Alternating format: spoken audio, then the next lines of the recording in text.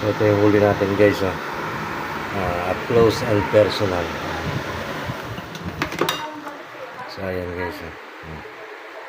Yung kamay ko, imagine nyo na lang. Ayan yung bisugo. So, ito yung dalawang mamang. Ayan. Laki.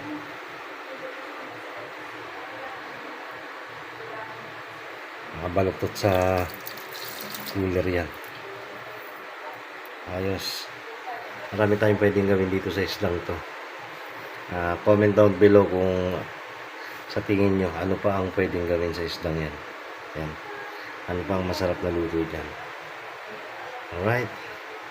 Thank you for watching guys. Suporta lang tayo guys para makapagpatuloy tayo sa ating mga videos. Alright.